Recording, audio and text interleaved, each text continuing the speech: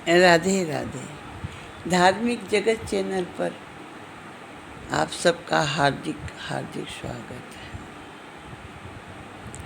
एक शिष्य अपने गुरु के पास जाते हैं और पूछते हैं कि हे गुरुदेव, मैं कौन हूँ।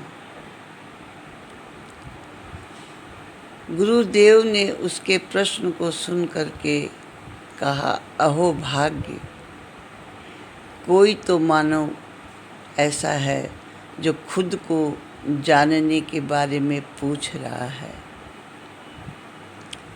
तुम्हारी जिज्ञासा बड़ी श्रेष्ठ है और तुम सच्चे पथ के पथिक हो, इसलिए तुम्हें मैं बताता हूँ कि तुम कौन हो। पहले ये बताओ कि जिस मकान में तुम रहते हो, तो तुम मकान हो या तुम कोई और हो। शिष्य ने कहा, गुरुदेव, मैं मकान हूँ ऐसा तो मैं नहीं कहता, मैं ये कहता हूँ कि ये मेरा मकान है, मैं तो उस मकान में रहता हूँ। तब गुरुदेव ने कहा, तुमने ठीक कहा, तुम मकान में रहने वाले एक व्यक्ति हो या मकान मालिक हो, लेकिन तुम मकान नहीं हो। फिर शरीर से तुम्हारा क्या संबंध है? उसने कहा, हे गुरुदेव, मैं शरीर हूँ ऐसा भी मैं नहीं कहता, ये मेरा शरीर है, ऐसे शब्द मुझसे निकलते हैं।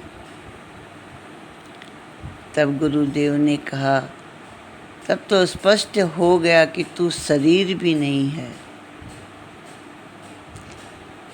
इस शरीर के अंदर जो एक व्याप्त ऊर्जा है, शक्ति है, जिसे आध्यात्मिक लोग आत्मा के नाम से पुकारते हैं,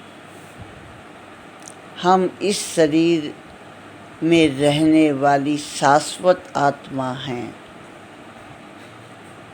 जब से भगवान हैं तब से हम भी हैं, क्योंकि हम परमात्मा की ही संतान हैं, परम पिता की संतान हैं।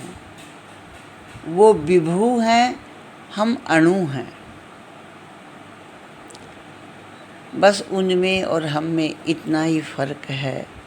वो सर्वत्र व्याप्त हैं और हम एक सीमित दायरे में, एक शरीर में रहने वाली शक्ति हैं। वो विभु होने के कारण, सर्वत्र होने के कारण सब कुछ भूत भविष्य जानते हैं, वर्तमान जानते हैं, और हम सब कुछ भूल बैठे हैं क्योंकि हम अणु हैं।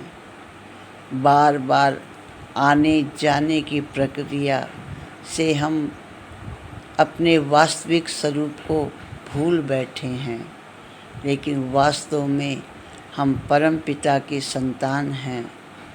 हम चिन्मय आत्मा हैं, प्रकाशवान आत्मा हैं। जब ये ज्ञान पूर्ण हो जाता है तो हम धीरे धीरे अपने पिता, परम पिता को प्राप्त करते हैं और फिर एकाकार हो जाते हैं। ये शरीर पंच महाभूत से बना हुआ है और ये जड़ है, इसलिए धीरे धीरे जीर्ण शीर्ण होने लगता है। जब वस्त्र फटने लग जाए, मकान जीर्ण शीर्ण होने लग जाए, तो आत्मा उस मकान को छोड़ करके, उस वस्त्र को छोड़ करके नए सुंदर चोले में प्रवेश कर जाती है, नए मकान में प्रवेश कर जाती है। मृत्यु शरीर की होती है, आत्मा तो शाश्वत है। यानी तुम भी शाश्वत हो, मैं भी शाश्वत हूँ। ये संपूर्ण प्राणी जीव जंतु सब आत्मस्वरूप शाश्वत हैं, अपने कर्मों के अनुसार नई नई योनि को धारण करते हैं। जीर्ण शीर्ण मकान में, फटे पुराने कपड़े में आत्मा रहती है तो उसे कष्ट होता है, तो वो दूसरे शरीर में प्रवेश कर जाती है। तो मृत्यु तो एक उत्सव है, उसके लिए शोक करना व्यर्थ है, क्योंकि शरीर पंच महाभूत का है, उसके लिए शोक क्या करना। आत्मा तो शाश्वत है, उसको नया वस्त्र मिला, नया जीवन मिला, इसके लिए उत्सव मनाना चाहिए। फिर शिष्य ने पूछा, हे गुरुदेव, लेकिन ये जो मन है, ये मन सदा चलायमान और कहता है मैं हूँ, मैं हूँ, मैं ही सब कुछ हूँ। ये बात मेरी समझ में नहीं आई, ये मन जो है इतना हठी क्यों है। आत्मा को छोड़ करके मन को ही हम मैं समझते हैं। गुरुदेव ने कहा, हम सब मन नहीं हैं। मन जो है दृश्य है, मन और मन के धर्म का दृष्टा आत्मा है। मन मेरा नहीं है, क्योंकि मन 5 सूक्ष्म भूतों के सतों का अंश है। मन के साथ हमारा किंचित मात्र भी संबंध नहीं। सुषुप्ति अवस्था में मन अपने धर्मों के सहित अज्ञान में विलीन हो जाता है और आत्मा केवल्य रूप से अपने आप में स्थित रहता है।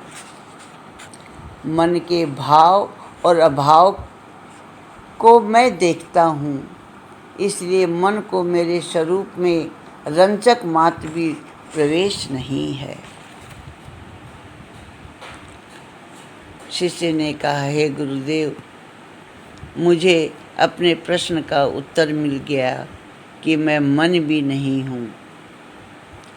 मन हमें विषयों में आसक्त करता है, इसलिए मन को ही अंकुश लगाना है और शाश्वत आत्मा का ही दर्शन करना है। राधे राधे।